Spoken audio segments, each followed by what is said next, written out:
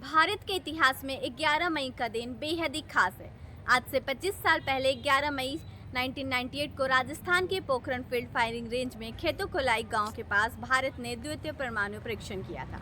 इसके साथ ही भारत भी परमाणु हथियारों वाले देश की लिस्ट में शामिल हो गया था।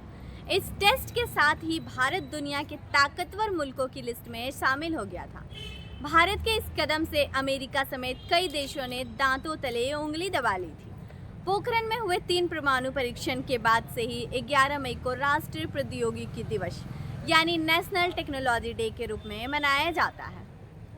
पोखरण फील्ड फायरिंग रेंज में खेतोखोलाई गांव के पास भारत ने 3 परमाणु परीक्षण किए थे और पूरी दुनिया को साबित कर दिया था कि भारत अपने दुश्मनों से लड़ने के लिए तैयार है। पोखरण में 11 मई साल 1998 को किए गए परमाणु परीक्षण को ऑपरेशन शक्ति का नाम दिया गया था। अपने शीर्षक के तहत ही भारत ने पूरी दुनिया में अपनी ताकत का भी परिचय दे दिया था। भारत के महान वैज्ञानिक और पूर्व राष्ट्रपति एपीजे अब्दुल कलाम के नेतृत्व में भारत ने सफलतापूर्वक अपना दूसरा परमाणु परीक्षण किया था। खेतोलाई से 5 किलोमीटर दूर फायरिंग रेंज में एक के बाद एक 3 परीक्षण हुए, जिससे पूरा इलाका गूंज उठा और आसमान की तरफ बादल का गुबार दिखा। इसी के साथ पूरे पोखरण इलाके में यह पता चल गया कि इस धरती ने भारत को परमाणु ताकतों वाले देश की सूची में शामिल कर दिया। भारत के परमाणु शक्ति बनने की खुशी और गर्व का पल पोखरण के लोगों के जहन में आज 25 साल बाद भी वैसा ही है। उसके बाद 13 मई को न्यूक्लियर टेस्ट किए गए। परमाणु परीक्षण के बाद देश के तत्कालीन प्रधानमंत्री अटल बिहारी वाजपेयी खुद धमाके वाली जगह पर गए थे। भारत के इस ऐलान से पूरी दुनिया स्तब्ध रह गई थी, क्योंकि किसी को इसकी भनक तक नहीं लगी थी। यहाँ तक कि परमाणु परीक्षण होने के बाद भी किसी को इसके बारे में पता नहीं चला था। भारत की सफलता पर अमेरिका के CIA ने भी माना कि भारत उन्हें चकमा देने में सफल रहा, क्योंकि अमेरिका की खुफिया एजेंसी CIA भारत की हरकतों पर पल पल नज़र बनाए रखता था। CIA ने भारत की कड़ी पहरेदारी करने के लिए अरबों खर्च किए, 4 सैटेलाइट लगवाए थे। इन सब चुनौतियों के बावजूद भी भारत ने पोखरण की जमीन पर सफलतापूर्वक ऑपरेशन शक्ति को अंजाम दिया।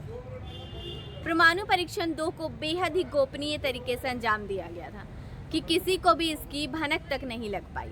परीक्षण को गुप्त रखने के पीछे वजह यही थी कि अमेरिका नहीं चाहता था कि भारत परमाणु शक्ति संपन्न देश बने। दरअसल साल 1995 में भी भारत ने परमाणु परीक्षण करने की योजना बनाई थी, लेकिन अमेरिका नहीं चाहता था कि कोई उसकी बराबरी कर सके। साल 1995 में भी भारत ने परमाणु परीक्षण करने की योजना बनाई थी, लेकिन अमेरिका नहीं चाहता था कि कोई उसकी बराबरी कर सके। साल 1995 में हो रहे परमाणु परीक्षण को अमेरिकी सैटेलाइट और खुफिया एजेंसी ने पूरी तरह से पानी फेर दिया था। भारत ने उससे सबक लिया, इसलिए दूसरे परीक्षण को एकदम गुप्त रखा था। इस परीक्षण के लिए देश के वैज्ञानिकों ने भी फौज के कपड़े पहने। उन्हें सैटेलाइट से भी पहचाना नहीं जा सके, ताकि सभी वैज्ञानिकों को कोड नेम दिया गया। अब्दुल कलाम को मेजर जनरल पृथ्वीराज का नाम दिया गया था।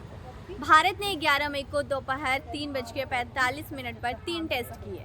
ये 1998 के परमाणु परीक्षण का ही परिणाम है कि आज भारत ITER में भागीदार है और न्यूक्लियर प्रौद्योगिकी के मामले में हम दुनिया के साथ कंधे से कंधा मिलाकर आगे बढ़ रहे हैं। भारत अपने नागरिकों की सुरक्षा को अपनी सर्वोच्च प्राथमिकता मानता है। यही वजह है कि पोखरण को ही नहीं परमाणु परीक्षण करने के लिए चुना गया था। परमाणु परीक्षण के लिए पोखरण को इसलिए चुना गया था क्योंकि यहाँ पर आबादी बहुत दूरी पर थी। पोखरण जैसलमेर से 110 किलोमीटर दूर है।